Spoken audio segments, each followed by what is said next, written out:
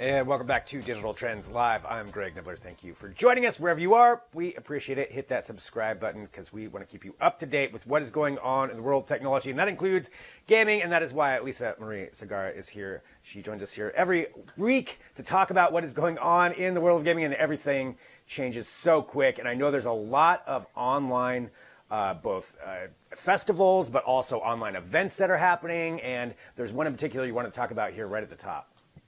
Yeah, so Ubisoft Forward is happening this Sunday. So I definitely want to make sure everyone knows about it because they are really pulling out all of the stops. And, Ubisoft sometimes gets a little lost in the mix. They're not Activision Blizzard or, EA. And, they do have some big titles under their belt, but not everything is that big. So I think that they really want to show off what they do have at this Sunday event. They're doing a pre-show, which starts at around 2 p.m. ET. The main show starts at 3, and they're also doing a post-show, which feels very much more reminiscent of in-person events. Like if you were at E3, they might host like an in-person event where they do a small mixer or something. And but now fans get to take part because obviously at E3 it's limited to journalists or influencers or other people, and this is really exciting. Another big thing is that they're actually giving away a free copy of Watch Dogs 2 with this. You basically have to sign in and watch on their site, and you have to be signed into your Uplay account to get it, and it's only on PC. So a couple caveats there, but really nice if you haven't picked it up before and you just want a free copy of the game.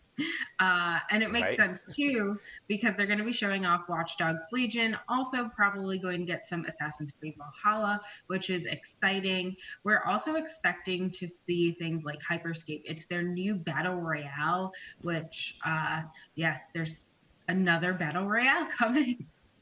And so we're going to probably get to see some more gameplay. They showed it off a little bit on Twitch already, but this is definitely a little bit different than what we've seen in something like Fortnite where, their thing is building. This has, I guess, parkour. There's a lot of constant jumping. There's trampolines everywhere. The map disappears and rebuilds. So that's pretty interesting. It's nice to see that they are doing something different, and this disappearing map means that there's no safe circle like in Fortnite, for example. So just a lot of chaos, a lot of stuff happening all around, which is typical of battle royale games. So it's nice that they're at least doing something that we haven't completely seen before and not just saying this is our version, putting on different skins in a different map. Right. Yeah, I think it's for all of these different things, all of these different presentations, it's always interesting how they're doing it. But like you said, this feels a little bit more like an actual convention experience.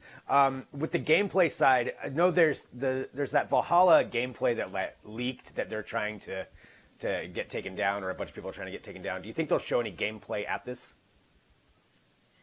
Yeah, I mean, I think that they'll probably show some gameplay that might have been more than they wanted to show. Plus, no one likes their surprise to be revealed. If you remember last E3, there were a massive amount of Nintendo leaks, and they all came true. And, it wasn't so much that they were false or something that they weren't prepared to say, but Nintendo wanted to say them on their terms. And I think that's a good example. I didn't look at the leaks. I like to keep my brain treasured before I play the game, especially if I'm going to review it.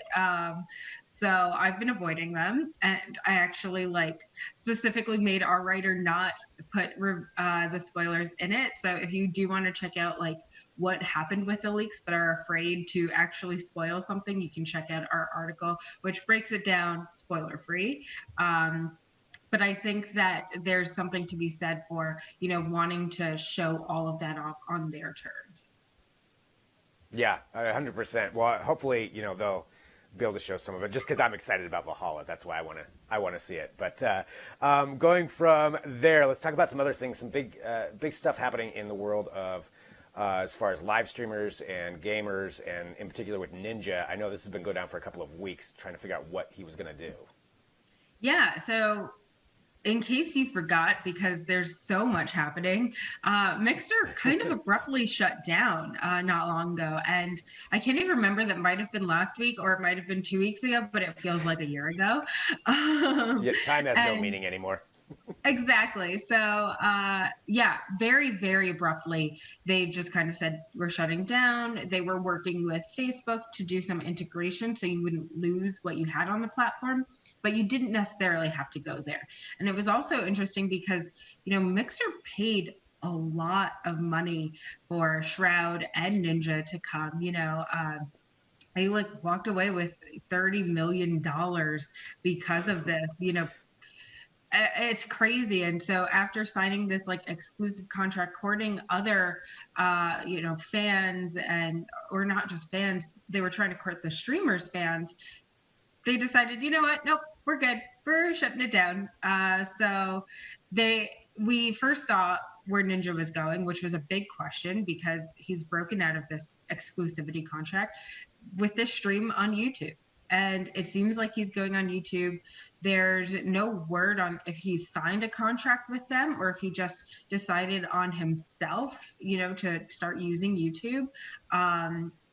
There's no word on if he'll also do Twitch. There are plenty of streamers that do YouTube and Twitch. I've seen a lot that, stream live on Twitch and then like edit it and put it on YouTube. Not necessarily what he'll do, but he wouldn't be the first one to do more than one.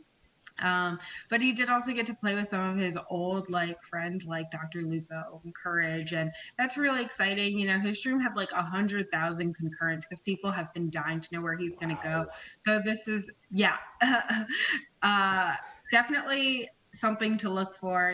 Whether he goes to Twitch, stays on YouTube, or whatnot. But we have some answers now. He's online.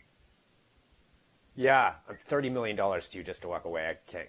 I have to go back to that again. So going from there, something else happening, and this is just bizarre to me, is The Sims is now a reality game show or something like that.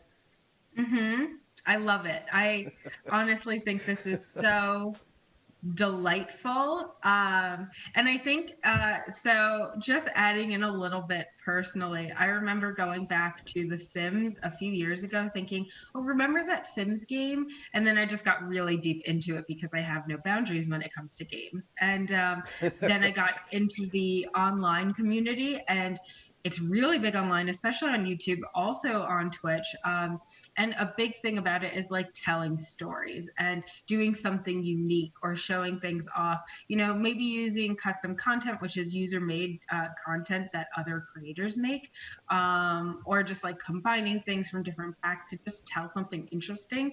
It's basically like virtual playing with dolls, but other people can watch you do it and you have an audience. So this whole idea is basically, they described it as like Top Chef, but creating a dish that tells a story. And I think that's a great way to look at it. Just like, especially with how much you can do, you can really represent different backgrounds, different careers. They've also really modernized it. Now in The Sims, you can make money as a streamer. You can be your own ninja. You can be a professional esports player in the game, not with mods or anything. Like that's just a thing. You can be a social media like influencer on The Sims. And so I think that The Sims has really just caught up to where our world is, and there are so many stories to tell. And if you tell the best story, you also get $100,000. So look at that, Mom. Not just Ninja can do it. Playing The Sims can get you money too. So yeah, it's not just like the story. You can build like buildings, you can make your own house, use these different items. They're going to have these in-game challenges, so it's not just going to be like a free-for-all in storytelling.